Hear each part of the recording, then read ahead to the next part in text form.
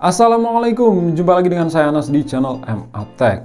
Nah, di depan kita ini sudah ada sebuah paketan yang isinya adalah HP Android murah seharga 100 ribuan, yang menurut saya ini adalah HP unik, HP yang paling beda dibanding HP Android seharga 100 ribuan lainnya. Penasaran? Yuk langsung kita buka aja.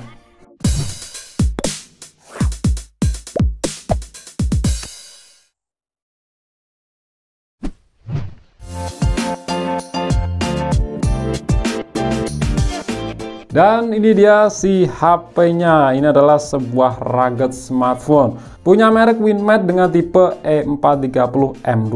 Nah, mungkin kalian masih asing ya dengar brand Winmate ini. Sebenarnya brand ini tuh bukan brand ecek-ecek, bukan brand abal-abal. Kalau saya lihat di web resminya itu banyak memproduksi smartphone terus komputer yang memang diperuntukkan untuk perusahaan, bisnis ataupun pabrik dan juga perkantoran. Oke, bentuknya unik banget ya. 100 ribuan bro. Kalau kita lihat fisiknya ya memang udah nggak bisa dibilang bagus. Ya masih lumayan sih. Oke, kita cek dari sisi persisi ya. Di samping kanan ini tombol apaan nggak tahu ya. Yang power yang mana. Terus di sisi atas ini ada apaan? Ini bisa dibuka apa enggak? Enggak bisa dibuka. Terus di sisi kiri ada tombol volume. Di sisi bawah ada sebuah port yang ditutupi oleh katup. Karena HP ini tuh sudah punya sertifikasi standar militer STD810G. Ini port USB bertipe micro. Kemudian di sini ada 3 pin konektor, nggak tahu ini untuk apa. Terus untuk buka back covernya, ini apa harus pakai apa ya?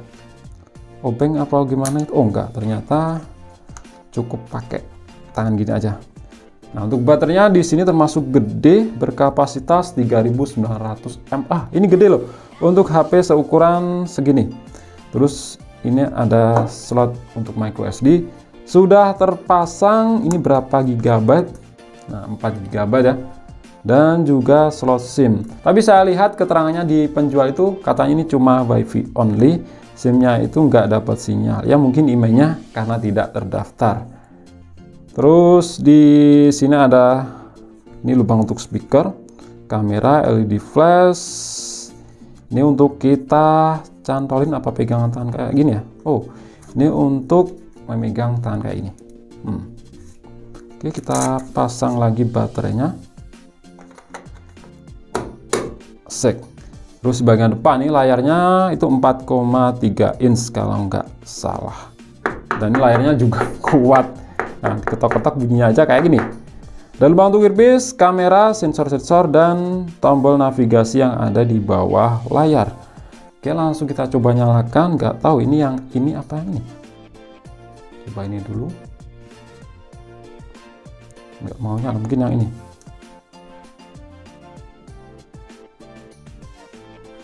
Bener. Tombol powernya yang bagian atas ini. Android. Nah, ternyata di sini ada LED notifikasi ya.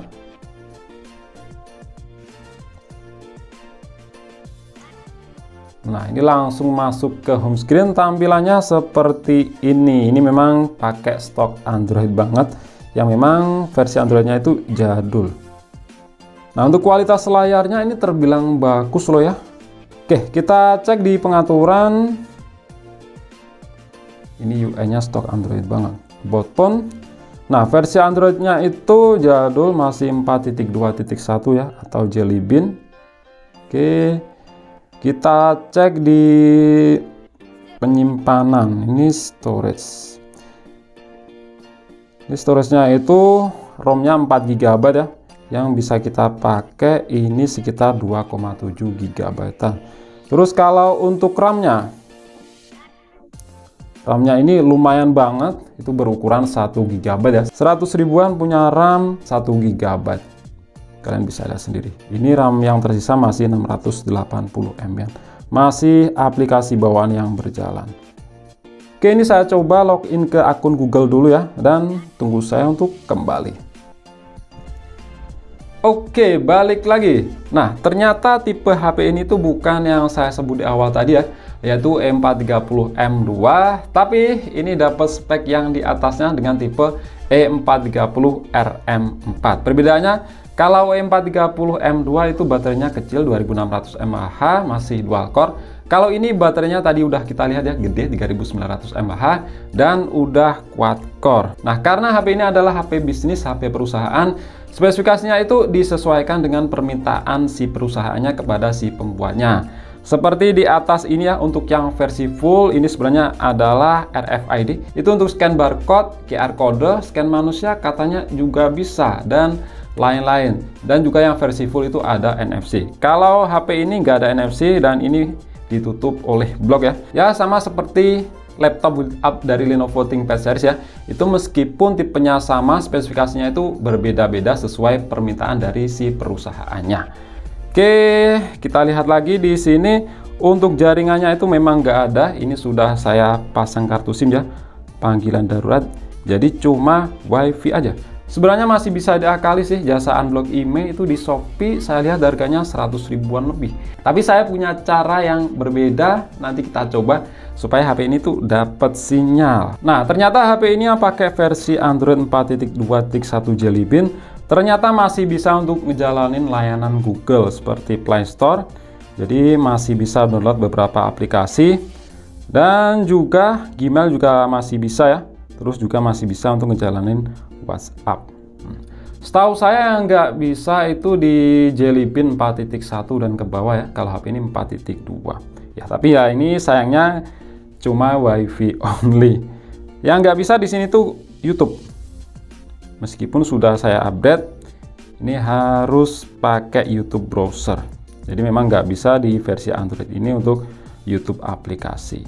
Oke, lanjut kita cek di aplikasi yang sudah saya install ya. Dalam 4 sistem.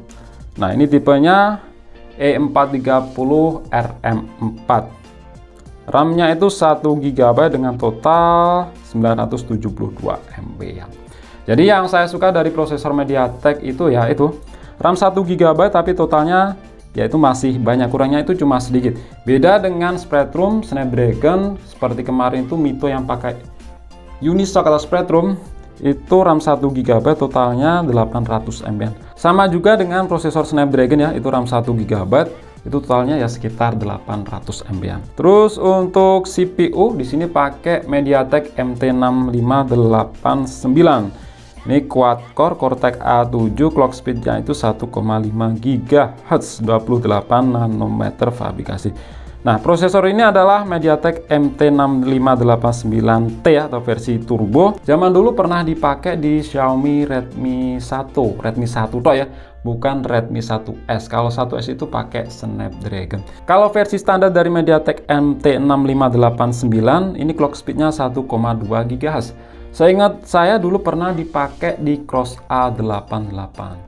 Dan yang saya suka dari MediaTek seri ini zaman dulu itu mudah dioprek ya, meskipun kalian cari tutorialnya di Google itu nggak ada, bisa jalan sendiri. Nanti kita coba untuk root HP ini. Terus untuk resolusi layar 480 x 800, GPU-nya pakai PowerVR SGX 544 MP, ini MP2 ya. Terus baterai tidak terbaca, tadi udah kita lihat 3900 mAh, gede. Kamera belakang 8 megapiksel, depan 5 megapiksel. Terus kita cek di aplikasi sensor box. Biasanya HP-HP kayak gini, HP perusahaan, HP bisnis yang memang kualitasnya bukan abal-abal, itu sensornya lengkap. Kita cek kira-kira lengkap apa enggak. Nah, mantap ya. Di sini tuh sensornya lengkap, ada magnet, gyro juga ada. Dan jelas ini bukan gyro software, tapi bener-bener real, ada, yaitu hardware. Lanjut kita cek apa lagi ya.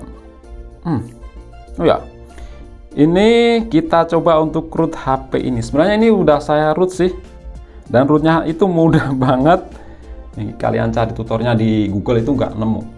Rootnya pakai Framaroot. Ini cuma gini aja.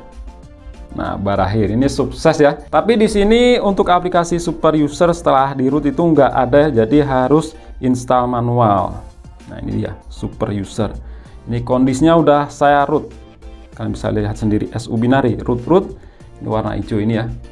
Nah, di sini sudah juga saya pasang CWM yang saya buat sendiri lewat aplikasi di PC yang namanya MTK Droid Tool. Jadi keinget zaman dulu ngoprek-ngoprek di HP prosesor MediaTek kayak gini, dan dulu itu memang mudah banget di custom room ya, porting room. Kalau sekarang udah lupa.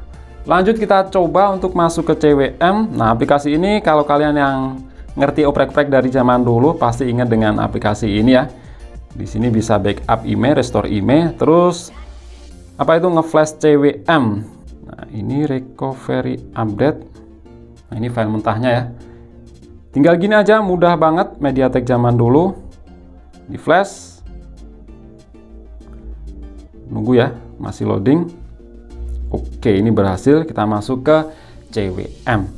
Nah, untuk masuk ke CWM ini dalam posisi mati, kalian bisa tekan tombol power bersamaan dengan volume atas. Nah, ini udah berhasil nginstal CWM. Di sini bisa backup room, terus install custom room dan lain-lain. Mantap. Kita reboot aja. Nah, karena kondisi HP ini sudah dalam keadaan root, untuk urusan email itu bisa kita akali. Bisa kita replace dengan email HP yang terdaftar di database Kemenkominfo atau Kemenperin. Tapi ingat ya, HP yang sudah rusak, jangan HP yang masih aktif. Dan itu juga alasan kenapa di sini nggak dapat sinyal, karena emailnya ini memang nggak terdaftar. Kita akan coba replace email HP ini dengan email yang terdaftar di database Kemenperin. Bim salah bim. A few moments later. War. Jadi dapat sinyal, kalian bisa lihat sendiri. Ini pakai kartu Bayu. Bayu pakai masker. Jadi di sini bisa digunakan layaknya smartphone lainnya, bisa buat SMS, telepon, internetan, ya meskipun sinyalnya sebatas 3G aja. Ya lumayan lah daripada tadi asalnya cuma WiFi aja. Mantap. Oh, tadi kita belum lihat ya untuk kameranya. Ini kamera belakang. Tadi 8 megapiksel. Nah, ini 8 megapiksel. Terus untuk depannya ini 5 megapiksel. Kalau dilihat sih di sini ya nggak bisa dikatakan bagus ya di zaman sekarang, karena memang ini adalah HP tua. Tahun berapa saya lupa. Kita coba jepret. Oke. Terus untuk kamera belakang, untuk resolusi 8 megapiksel di sini juga ya biasa aja ya. Oke. Kita coba lagi yang di sana. Oke. Nah, untuk tutorial lebih lengkap tentang root HP ini, terus pasang CWM, mengakali email supaya dapat sinyal, nanti saya akan buatkan video kalau kalian mau. Tapi sebelumnya, kalian boleh dong like video ini dulu. Andaikan pegang HP ini zaman dulu, pasti saya akan oprek-oprek, pasang custom ROM, meskipun custom ROM-nya itu nggak ada di Google ya. Cari itu nggak ada, tapi bisa jalan sendiri dengan porting room. Karena waktu itu MediaTek itu mudah banget dioprek. Kalau sekarang ini udah lupa, udah lama banget nggak ngoprek-ngoprek. Oke, mungkin itu aja ya untuk video kali ini. HP yang sangat-sangat unik, bukan hanya unik sih, di harga 100 ribuan, speknya ini juga menarik. Dari awalnya yang cuma WiFi only, jadi bisa digunakan seperti umumnya HP lain. Jadi dapat sinyal. Ini mungkin akan banyak banget yang beli HP ini ya. Itu harganya kalau nggak salah 145.000, saya lupa. Oke, itu aja. Klik like jika kalian suka dan share jika kalian rasa video ini bermanfaat. Kita jumpa di video selanjutnya dan wassalamualaikum warahmatullahi wabarakatuh.